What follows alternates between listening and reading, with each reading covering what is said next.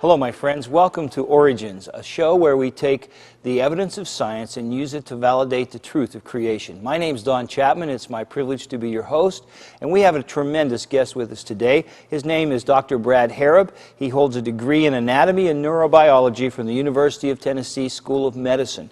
And Brad, today we're going to be really tapping into your expertise in the area of anatomy as we look at the fossil record of man. It's an exciting subject. Some folks don't think that bones are exciting, but I think there is both some incredible assumptions that need to be viewed, and we're digging not only for bones but for truth here, aren't we? Definitely digging for truth. You can learn quite a bit if you actually take the time to look at the evidence and not just assume and use some artistic license, so to speak. Darwin said that if a fossil record didn't validate the transitions, that his theory would be proven null and void, didn't he? Darwin was exactly right, and I think if Darwin were still living with us today, things would be a little bit different as far as what we're teaching in a classroom setting. In what way would they be different? We still are looking for those missing links. You know, even after decades and decades of digging and searching and trying to apply that beautiful label of a missing link in the fossil story, in the fossil man story, it's still missing. In Darwin's days, I read once that we had something like 10,000 fossils in the hands of scientists in those days. Today that number is in the billions. I don't know if it's in the billions, but I do know even with everything we've got, we still can't find a transition. And especially that's true for the one that people are most interested in, which would be the transition in the evolutionary theory from apes or monkeys to man. And that's what we're going to talk about today. Starting down here at the bottom with a creature called Gyptopithecus zuxus, who according to the evolutionary timescale, he lived 28 million years ago, all the way up to the top modern man. One of the points I do want to make before we begin is evolutionists themselves would not necessarily agree on how the evolutionary tree of life is put together. So basically what I've done is taken the most popular, the most widely represented view, and I'd like for us to look at each branch on that tree. I think that would be great. But before you do that, just let me ask you one general question. The evolutionary tree here starts at 28 million years ago. Do you believe they're dating? Do you believe the numbers on the side of the column? If you think about it for just a moment, all radiometric or radiocarbon dating is based on at least 7 different assumptions, 2 or 3 of which we know to be false. And I'll give you the greatest example. In order for radiocarbon or radiometric dating to be right, we know everything on the Earth has to have been uniform from the beginning of history. And if we were to take, for instance, a group of people who were fossilized near Mount St. Helens and a group of people who were fossilized, say, in the Pittsburgh area, even though they were living at exactly the same time, covered over with dirt, we come back 100 years later, we dig them up, the individuals up by Mount St. Helens will have been eating and been exposed to more radioactive material simply because of that volcano that exploded.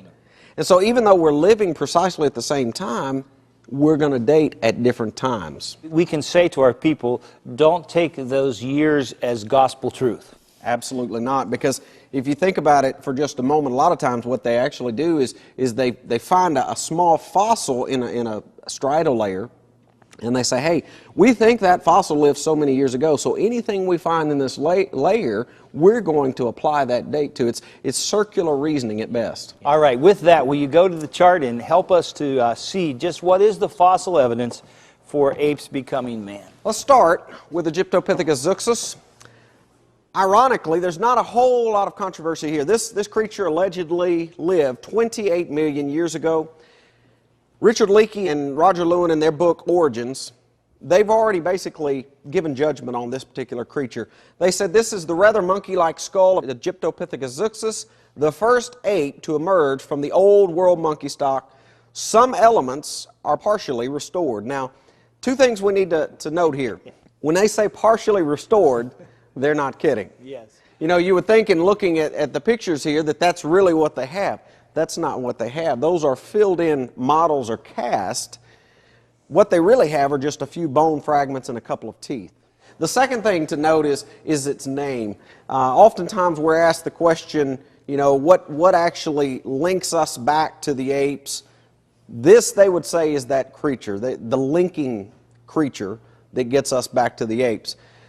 Not a whole lot of controversy here. This creature, we know beyond the shadow of a doubt, is an ape. Here you see an artist depiction. Actually, you see two of them. What I want you to notice, Don, is how similar they look to each other. Point being, we don't have a clue what this creature really looked like. So this is an artist's concept that has really nothing to do with what the animal really looked like. Precisely. Okay. The only thing that we can know for sure is this creature was definitely an ape-like creature, not on its way to becoming human. So there's nothing transitional here, we just have an ape. Precisely. Okay. The next creature on our chart, if we work our way up, we're at Dryopithecus africanus, the woodland ape from Africa. If we look on the screen here, you'll notice beautiful looking skull. Again, some of it's been restored. However, judgment has already been cast on this particular creature too. David Pilbeam has made the comment, he said, this particular creature is too committed to apedom to be the progenitor of man. So again, we just have another skull of an ape, and that's it. Precisely. Another point I ought to make here is the age difference. If we look back on our chart, Gyptopithecus africanus, or Gyptopithecus zuxus, started at 28 million years ago, allegedly, using evolutionary timescales. Then we jump up to 20 million years ago with Dryopithecus africanus. That's a jump of 8 million years. Now we're going to make another jump of 8 million years. We're going to talk about a creature called Rhemapithecus brevirostris. 2 8 million year jumps without anything else in the fossil record. This next creature, if you'll notice on the screen, there's not a whole lot to it. You've got some mandible, piece of the maxilla, piece of the jawbone. How we know a whole lot about this creature from just that little set of bones is beyond me, but this is allegedly what he looked like. If you think for just a moment how many times we look in textbooks and we see images just like this where students assume we know the creature has, for instance, a lot of fur, a lot of hair. Or we look on this picture and this creature standing uprightly. Right. How do we know this creature was standing uprightly when all we had to go on was the bones? 3 bones. There's nothing there about whether it had a thumb. There's nothing there about the structure of its foot. There's nothing there about any of the things that would make a difference between a man and an ape. Nothing below the neck at all. Richard Leakey, Roger Lewin said, on the right, a reconstruction of Rhemapithecus, which, because so few remains have been found, must remain very tentative. Folks, we've only got those 3 pieces, 3 bones, 3 single bones to make up this entire species line. That's it. And yet, they're going to tell us that this creature was on its way to becoming human. The next creature on our list, Artipithecus cadaba. He actually made the front cover of Time magazine recently. How Apes Became Human. Now you can imagine how many young people were influenced by that cover of Time. And yet on the right-hand side of the screen here, you see precisely what fossils they found. We have, for instance, these are teeth. We have a toe bone, we have some finger bones. This particular structure here would be a femur, mandible, and some long bones. That's all. That's all they have. Now, from that, I'm reading the subtitle there. What a new discovery tells scientists about how our oldest ancestors stood on 2 legs and made an evolutionary leap. Forgive my simplicity, but you got a bunch of little pieces, and from that, you could build anything you wanted. You had a picture in your mind of what you wanted it to be. That's precisely correct. And if you think for just a moment about the fact that a lot of young people saw that cover, and then how many of those young people actually read the article where the authors made this admission? They said Hale Celeste and his colleagues haven't collected enough bones yet to reconstruct with great precision what Cadaba looked like. But they do know that it was about the size of a modern common chimpanzee, which when standing averaged about 4 feet tall. Do you know anything from that makes you know it stood on its hind legs?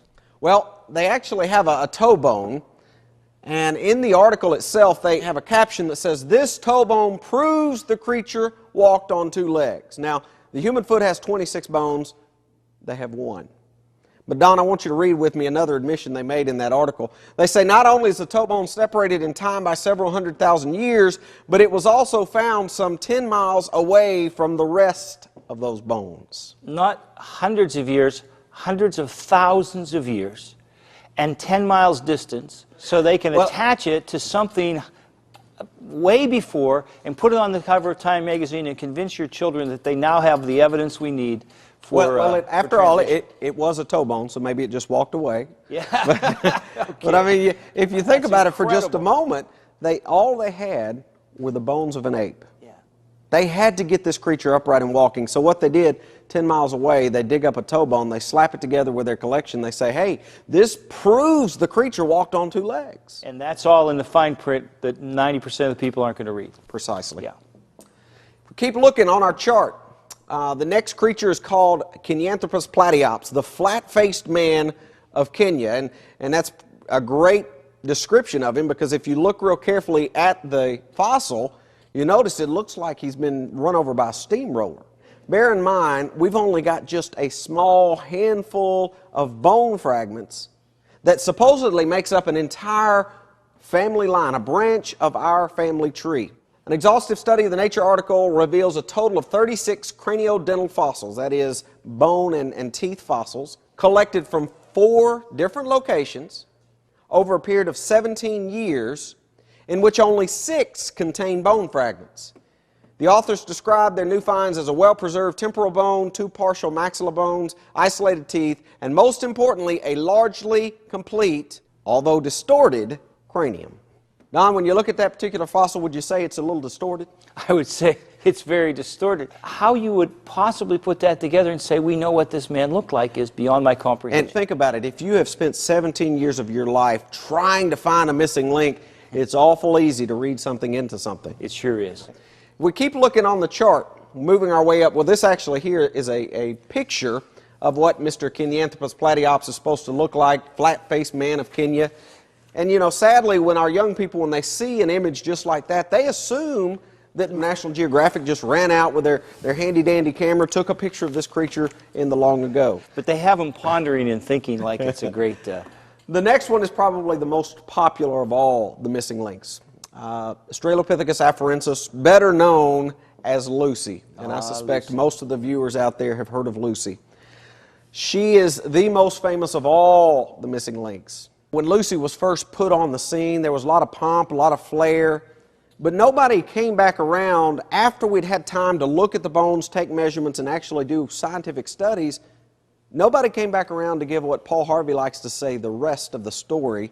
And I want to share just a couple of points with you about Lucy. Here you see an artist's depiction of what she or he supposedly looks like, and yet we know today Lucy was nothing more than an ape. If we look at her fingers, her limbs, they match precisely to what an ape would look like. Number 2 on the screen here, you notice it says locked wrists. 2 fellows, Brian Richmond and David Strait, realized they were up in the Smithsonian Institute looking at old primate papers, and they found one that talked about primates having the ability to lock their wrists. Yes. Now, they hadn't seen anything written about that in the human fossil record, so they went literally down the hall to where there was a Lucy replica, and lo and behold, they realized Lucy has locking wrists. In fact, Maggie Fox made a comment on it. She said, a chance discovery made by looking at a cast of the bones of Lucy. The most famous fossil of Australopithecus afarensis shows that her wrist is stiff, like a chimpanzee's. This suggests that her ancestors walked on their knuckles. When they first presented Lucy, they said, hey, she has a barrel-shaped rib cage. She's on her way to becoming human. But I want you to read one of the comments made by Peter Schmidt after they shipped him a replica of Lucy. He said, when I started to put the skeleton together, I expected it to look human. Everyone had talked about Lucy being very modern, very human, so I was surprised by what I saw. I noticed that the ribs were more round in cross-section, more like what you see in apes. Human ribs are flatter in cross-section, but the shape of the rib cage itself was the biggest surprise of all. The human rib cage is barrel-shaped, and I just couldn't get Lucy's ribs to fit this kind of shape. But I could get them to make a conical-shaped rib cage like what you see in apes. Probably one of the most important finds was discovered by one of the famous paleontologists, the Leakey family, Mary, and it's called the Laetoli footprints. Here you see a picture of Mary. She's measuring these footprints. This is from National Geographic several years ago, 1979. What I want you to notice, Don, is those particular footprints It's not just a single set.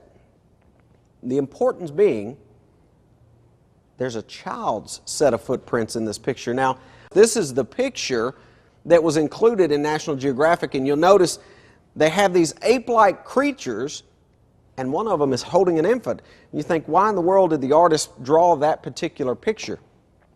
Here's the reasoning. Mary Leakey, in describing it, said, "The prints in one of the trails did indeed turn out to be double. I'll simply summarize here by saying that we appear to have prints left 3.5 million years ago by 3 individuals of a different stature. It's tempting to see them as a man, a woman, and a child. The problem with that is there's nothing that has ever done that except modern human beings. But they have already labeled this thing as 3.5 million years old. So Mary Leakey, she was stuck. She actually gave this thing scientific name Homo, which is what we are, but the species was indeterminate. That is, we don't know. Russell Tuttle, who had been invited by Mary Leakey to study the footprints, wrote, "A barefoot Homo sapiens could have made them." He said, "In all discernible morphological features, the feet of the individuals that made the trails are indistinguishable from those of modern man." So we have human footprints, is basically what you're saying. And the date is significant because that makes it older than Lucy? That's the catch therein. Yes. How do you have, I mean, he's basically saying a human, a Homo sapien could have made them, but they won't take that step because they had already dated the ash. So you've got the human before the missing link. That's right. Okay. Donald Johanson, the discoverer of Lucy, said, "Make no mistake about it. They're like modern human footprints. If one were left in the sand of a California beach today and a 4-year-old were asked what it was, he would instantly say that somebody had walked there. He wouldn't be able to tell 100 other prints on the beach, nor would you." And because of their pre-commitment to these evolutionary ages, they found themselves caught. They painted themselves in a corner. And Dr. Brad, right before the break, we were talking about the kind of corner that the evolutionists have painted themselves in by having human footprints 500,000 years before Lucy, which is supposed to be their transitional piece. A bit of a dilemma. Now, what's next on the chart here for us? The next creature that we've got on our chart is Homo habilis, and if you look there on the screen, this is one of the most famous, controversial ones. This is found by Richard Leakey. It's designated KNM, or Kenya National Museum, 1470. And on the next screen, you'll see an artist's depiction of what this alleged ape-like creature looked like. It's always easy to get somebody to throw in some hair and make them look like a cave kind of creature. On the screen now, you'll notice on the right, those are the actual fossils we have for this creature. And yet, from just a few fragments of bone, we get a whole entire family. I'm counting 7 fossils there, 7 little pieces of bone, and from that they have drawn all of those pictures. You get a whole family line. Wow. We're going to hold off on Homo habilis for just a moment and go to the next creature, Homo erectus, which is right before humans, Homo sapiens, according to the evolutionary timeline. On the screen, you're seeing a skull of what, there again, partially restored skull of Homo erectus, and then an artist's depiction of what this cave-like creature would look like. The point to make on Homo erectus is you can't really tell a difference between them and us. Ernst Mayr, a very famous evolutionary taxonomist, said the Homo erectus stage is characterized by a body skeleton which, so far as we know, does not differ from that of modern man in any essential point. David Pilbeam said, Homo erectus found throughout the Old World during much of the Middle Pleistocene is barely distinguishable taxonomically from Homo sapiens. So we just have here fossils of human beings. Precisely. There's no major difference between Homo sapiens and the Homo erectus stage. Now here's the important point though. Mary Leakey discovered the remains of a circular stone hut at the bottom of Bed 1 in Olduvai Gorge beneath fossils of Homo habilis. Evolutionists have long attributed the deliberate manufacture of shelter only to one species, and that's Homo sapiens. So we have a shelter below Homo habilis. And yet, you know, that tells me quite a bit about our chart. If you look on it for just a moment, these first 3, we've already talked about, they were far too committed to apedom. We go on up the chart and we realize these are nothing but apes, until you get to Homo Habilis, where we've got a circular stone hut telling us human beings lived here and built their homes here. So you've got a clear line across there. Draw a line for us between apes and man there. If you look on this chart, it's pretty obvious. Everything above the line is nothing but a variation of human skeletal features. Now, Don, I'm sure you're aware, if somebody has, for instance, a bone disorder such as rickets or advanced stages of arthritis, they're going to have variations in their skeletal structure. Certainly. So is it possible that some of the variations we look at and we find are by environmental conditions of fossilization or by bone disorders? Yeah. Certainly. In fact, in any large gathering today, we look out at a population of people, we see people with big heads, little heads, short heads, fat heads, but that doesn't mean that something was a Neanderthal-like creature. Not at all. And so what we have to say is that probably given diet back then, there would have been even more variation than there is today, because probably they weren't eating healthy foods or balanced diets, and so you would have more deformities. You are right. Let me show you one last quote. Jeremy Rifkin, when asked what the fossil record really shows, I think he summed it up very well when he said, what the fossil record shows is nearly a century of fudging and finagling by scientists attempting to force various fossil morsels and fragments to conform with Darwin's notions, all to no avail. He said, today the millions of fossils stand as very visible, ever-present reminders of the paltriness of the arguments and the overall shabbiness of the theory that marches under the banner of evolution. Do you see in this evolutionary tree of the history of man one shred of evidence for a missing link between apes and man? Oh, it's not just the missing link that's missing. The entire chain is missing. We have apes, we have man, we don't have a chain connecting them. You know, one of the things that comes to me is that they want to find a missing link. What they never want us to find is God's marvelous creation.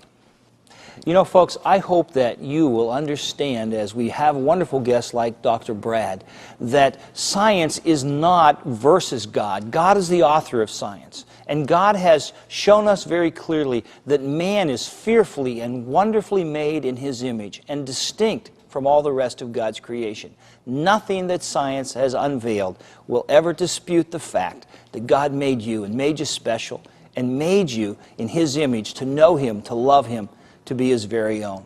I hope that today's program will be something that has opened your eyes to look and to think and to seek God's truth. You know, there's a lot of facts that we give you, and they're all true, and this information is helpful. I hope it has been something God's used to prod you to thinking. But there's one thing I'm sure of that I never want you to lose sight of, and that's this, that it's God's view that He created you, and that should be your worldview too. I hope you'll join us again as we continue to search for God's truth and how it relates to creation. God bless you till next time.